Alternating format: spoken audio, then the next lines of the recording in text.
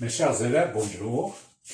Aujourd'hui, on va essayer de travailler sur un exercice moderne concernant le chapitre numéro 2, sous-titre « Les solutions électrolytiques ».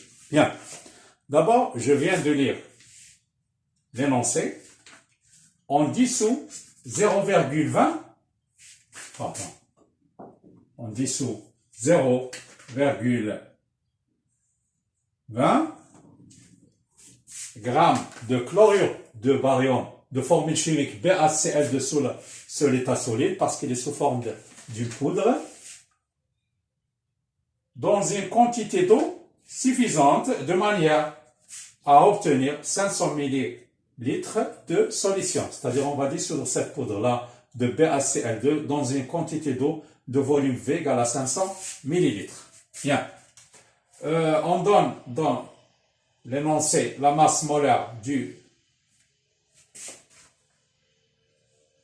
barium égale à 137 grammes par mol et de chlorure égale à 35,5 grammes par mol.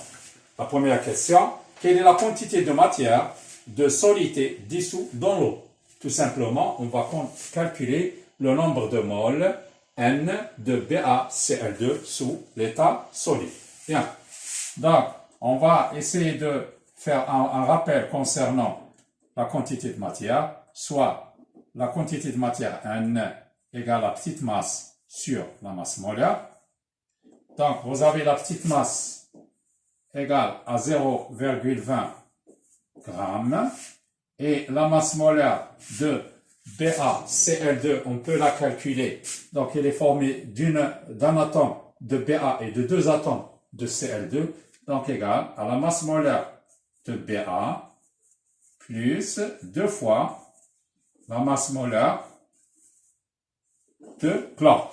Donc, vous avez ici la masse molaire de Ba égale à 137 plus 2 fois 35,5. Si on fait la somme, on tombe sur la masse molaire M égale à peu près à 208 grammes par mol.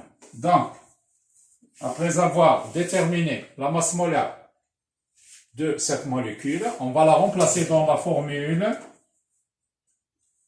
précédente, soit N égale, petit n c'est 0,20 grammes, et la masse molaire c'est 208 grammes par mol.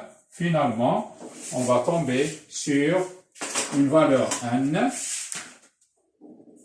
égale, après l'effectuation des calculs, on va tomber sur un nombre de 9,6 fois 10 moins 4 mol. Voilà, c'est ça le nombre de moles de BaCl2 dissoute dans une quantité V égale à 500 ml d'eau. Bien. Alors, maintenant, on passe à la question suivante. La question suivante, c'est en déduire la concentration molaire en solidité apporte de la solution obtenue, puis en déduire sa concentration massive. Tout simplement, dans la question numéro 2, on va calculer la concentration de cette solution-là, parce qu'une fois BaCl2 sera dissoute dans l'eau, il va devenir une solution aqueuse. Donc, on fait appel toujours à, on a la concentration C égale à N sur le volume de la solution. Donc, vous avez N qu'on a déjà calculé. C'est, on a calculé tout à l'heure, c'est 9,6 fois 10 moins 4 mol divisé par le volume de l'eau dans laquelle on a dissous cette quantité de matière. C'est 500 ml, on va la transformer en litres, on va la multiplier par 10 moins 3, ça devient 0,5 litres. Donc on va diviser par 0,5 litres. Et finalement, on va tomber sur une valeur C égale à 1,6 10 moins 3 mol par litre. c'est égal 1,6 10 moins 3 mol par litre. Bien. Donc, on a trouvé la valeur de la concentration demandée. Alors, maintenant, il nous a demandé de déduire sa concentration massive. On sait que donc, il existe une relation entre la concentration molaire et la concentration massique. On sait que la concentration massique Cm est égale à sa masse molaire multipliée par la concentration molaire. Donc, on va essayer de travailler sur cette relation-là. Donc, on passe directement à l'application numérique. Ça donne que Cm égale à sa masse molaire, c'est 208 multiplié par 1,6 10 moins 3. Donc, vous allez essayer d'effectuer les calculs et la valeur trouvée, ça sera exprimé en grammes par litre. Bien. Voilà. Nous utilisons bien sûr la calculatrice. Alors, après, il nous a demandé d'écrire l'équation bilan de la dissolution de chlorure de barium dans l'eau. Tout simplement, c'est l'équation de dissolution de BaCl2 à l'état solide dans l'eau.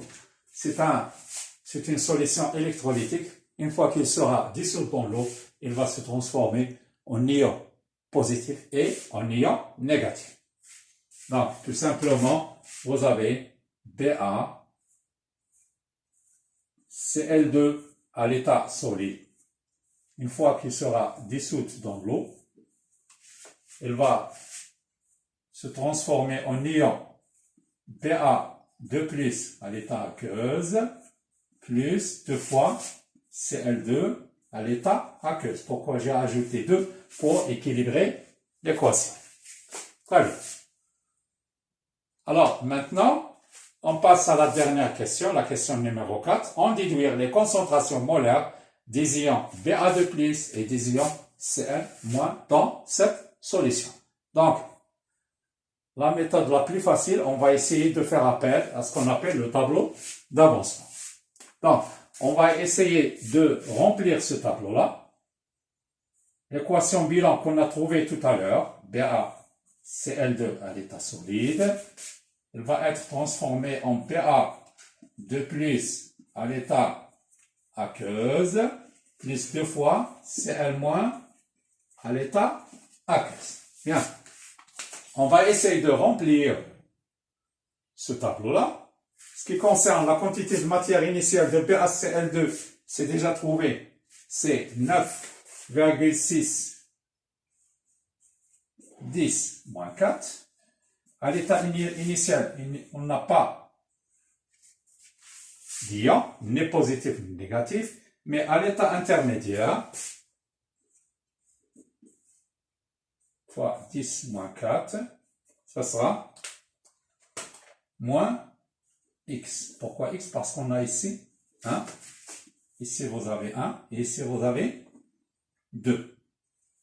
Et bien sûr, formation d'un x, 1 fois x, et formation de 2 x. Je pense que vous avez déjà vu ça l'année dernière. À l'état final, à la place de x, on va la remplacer par x max.